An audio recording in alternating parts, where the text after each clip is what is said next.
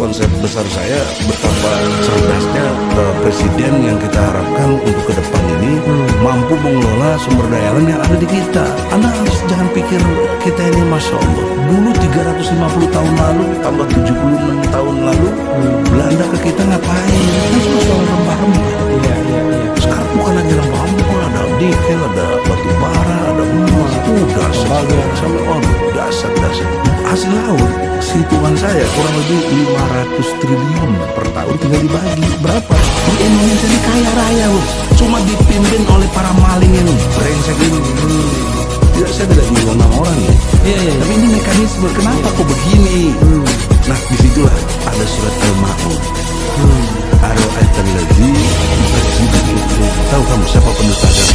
Mereka yang menghardik anak miskin, tidak memberi makan orang miskin, lalai sholatnya, berlaku ria, pencitraan aja sampai masuk gorong-gorong, dan tidak membantu.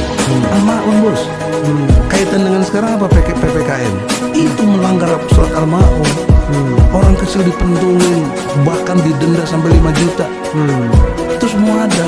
Orang mau cari nafkah susah, ditambah lagi sekarang PPKM, ditambah lagi kayak film seri aja. Ini kan nggak worth it di dalam konteks memimpin. Pemimpin itu adalah orang yang mampu merubah keadaan dari tidak baik menjadi baik. Itu pemimpin, nggak usah sok-sok pinter lah. Apa sekarang perubahan yang terjadi sejak zamannya dari mulai Soekarno, SBY. Jadi pemimpin itu dari yang tidak baik menjadi baik. Kalau tidak jadi dari tidak baik tambah buruk, itu pemimpin. Bukan pemimpin, bahkan pendusta tadi, pendusta. Nah sekarang ini lebih banyak pendusta tapi dijilat. Buzzer itu kan penjilat luar biasa itu. Karena dibayar sampai 94 miliar. Kita mengerti betul. Nah inilah yang harus kita sama-sama public enemy. Jadi jangan ada bicara kebencian kita. Ini bicara harta benda kita semua, nyawa kita semua, kelangsungan hidup kita semua. Anda hari ini boleh enak, belum tentu anak istri Anda nanti lebih baik. Begitu juga cucu-cucu kita nanti. Ini kan kita tahu teori lingkungan hidup kan harus sustainable. Kalau nggak sustainable untuk apa bicara lingkungan hidup? Tapi kita cara kelolanya berbeda. Lingkungan hidup digabung sama kehutanan, nggak bisa itu. Menteri itu teman saya sekelas tuh. Ya sekelas saya. Kelas D, S2, S3. Nah, jadi dalam konteks itu kok ilmu yang dia pakai nggak ngerti. Karena dalam konteks lingkungan itu harus punya kemampuan memahami materi, energi, dan informasi. 3 besar inilah yang membuat lingkungan itu jadi bagus. Sustainable itu. Energinya gimana, materinya gimana, informasinya apa. Nah dalam perspektif itu dikaitkan dengan ilmu hukum kan cocok dengan pasal 33 ayat 3 itu.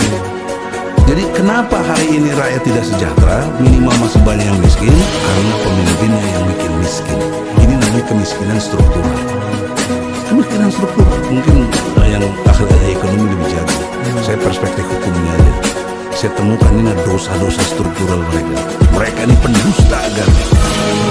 Tapi tetap dipercaya, tetap dijilat. Karena para pendustanya ini nggak punya lain kecuali tadi isi tasnya itu. Dan isi tas itu lain dengan konglomerat yang ada, yang membuat dia dibiayai, jadilah boneka deh. Dia merasa suka sendiri, padahal dia menghancurkan dirinya sendiri.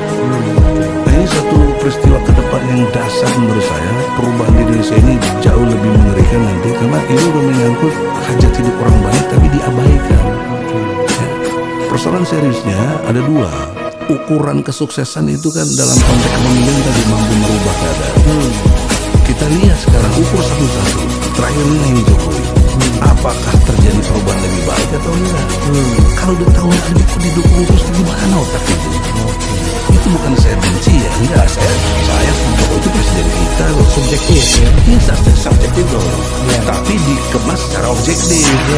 Melihat fakta-fakta, bukan kebenciannya. Nah itu teori yang saya juga berdiri itu.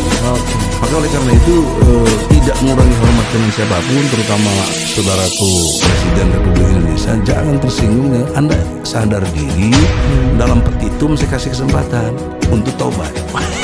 Luar biasa. Kalau nggak mau tobat, Anda mundur. Kalau enggak, nanti rakyat bergerak memundurkan. Itu konsepnya sekarang. Tobat itu maksudnya mengubah kebijakan. Iya. Kan tobat itu ada 3. 1 mengakui kesalahan, 2 tidak akan mengulangi lagi. Ketiga, mengganti. Ganti. Nah, gantilah kebijakan-kebijakan yang jangan sampai rakyat dimiskinkan. Dengan listrik, Iya. PLN, itu menurut hemat saya sumber daya alam yang dikuasai oleh listrik itu paling besar. Oke. Setelah itu BRI, setelah itu yang lain-lain. Itu PLN sekarang ini kita bayar pasti ada yang didenda. Tapi bagaimana mendistribusikan nilai listrik untuk kesejahteraan? Juga kehutanan. Pernah sahabat saya MS Kaban jadi menteri kehutanan, saya kritik, Bang, lu jadi menteri, masyarakat sepotah hutan tetap miskin. Apa? Padahal dia ambil sumber daya dari situ. Nah, coba kalah ya. Itu sahabat saya ya. Nah, artinya saya bisa ngomong itu karena selama ini bersama terus tidak bermaksud destruktif tapi membangun. Nah, lihat ukur kebijakan para menteri yang ada. Kan yang dilihat dapat fee-nya. Seperti free apa ini juga apa namanya Freeport. Wah, kita kan tahu lah bagaimana fee-nya yang beredar. Waktu rekaman yang nggak boleh diperdengarkan yang di DPR itu gimana? Tapi ini udah di depan mata, nggak bisa berubah juga. Oke. Ya, juga ada tidak bermaksud ini, misalnya ada menteri yang menguasai semua hal, menteri semua urusan. Ini juga dibiarkan saja. Dan anehnya lagi kemarin penunjukan untuk memimpin PPKM ini nggak ada surat keputusan. Itu dari segi tata negara kan nggak digunakan dan sudah digugat oleh pedagang angkringan itu. Nah, hal-hal begini bagus menurut saya digugat. Maka saya pelopori bagaimana digugat yang benar. Nah, gugatlah gubernur-gubernur di daerah, termasuk Anies. Jangan dipikir di sini enak-enak aja. Ini kita ini memang nggak ada hutan, tapi Anda lihat beton itu, rumah Anda ini luar biasa. Saya senang sekali banyak gedung-gedung tinggi itu. Kelihatan. Itu kan hutan beton. Berapa investasi triliunan itu? Terus berapa kontak ke pajak, mana hasilnya? Yang saya tahu ada kurang lebih 150 triliun APBD. Tapi mana konversinya buat rakyat Jakarta? Nyampe dah 150 triliun. 100 kurang. Dengan segala hal-hal yang nggak terdeteksi kemarin kita tahu lah. Nah, kalau pakai surat Al-Anfal ayat 1 dan ayat 41 itu ada tentang gonima. Saya sudah ingatkan Anies dalam pengertian gonima.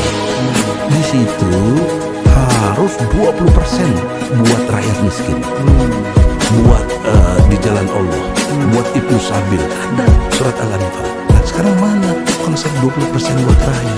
Mana bagi-bagi ke sekitarnya itu aja? Mungkin Gesali lagi tahu. Teman kita. Tapi maksud saya tidak mengatakan dia sahabat saya, bahkan adik lah HMI juga. Saya ingatkan kalau ini tidak dijalankan, Anda kena surat Al-Maun. Apalagi pakai vaksin kasihan rakyat. Nah, ini yang saya maksud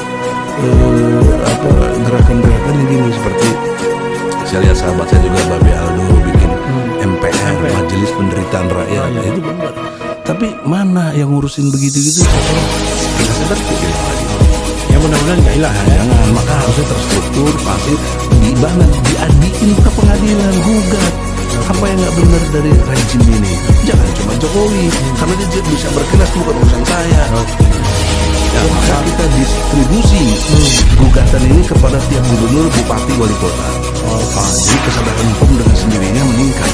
Nah, ini satu konsep yang nggak dipikirin. Maka saya kalau punya kesempatan dan ada dana ini, saya pengen bikin klinik hukum di tiap-tiap daerah, berseberangan dengan polsek atau berseberangan dengan puskesmas. Karena ini nggak pernah diperhatiin, misalnya pasal 34 UUD 45, fakir miskin, anak terlantar dipelihara oleh negara. Pernah kita dengar rumah yatim nasional? Enggak ada sampai hari ini. Bang, Siapa yang ngurus itu? saya cuma mengingatkan aja nih sebenarnya bisa. Oke, habis itu kita closing. Harapan saya kita sudah menemukan public enemy tadi. Ya, orangnya siapa Anda pikirlah sendiri karena konsep saya sudah jelas. Ya.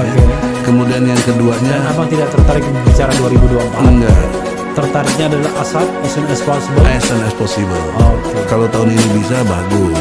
tapi konstitusional. Konstitusional. Jangan kita nggak konstitusional. Jangan anarkis. Jangan juga kita dialog begini juga dipersoalkan lagi nanti. Ini aspirasi. Aspirasi nggak disetujui nggak apa-apa kan? Konstitusional. Konstitusional. Itu pesan-pesan moralnya. Oke. Last word kepada sobat RH. Sahabat RH Refli Harun yang dimuliakan Allah. Saya lebih senang itu karena kekayaan yang Anda dapat, prestasi yang Anda dapat dibawa dalam ketaatan. Jadi pesan moralnya saya kira saya menemukan teori positif ini lewat perenungan yang panjang yang membuat kita betul-betul kalau bertindak secara positif semua masalah bisa diselesaikan. Saya bisa terangkan itu ada skemanya juga. Nah, untuk itu tidak bermaksud promosi, ini adalah output untuk penyelesaian masalah. Ketika orang ditanya bagaimana menyelesaikan masalah, banyak yang nggak ngerti. Saya bisa jawab dengan konsep maupun aplikasi. Ya, insya Allah tahun ini ada perubahan. La haula wala quwata illa billah. Amin ya rabbal alamin.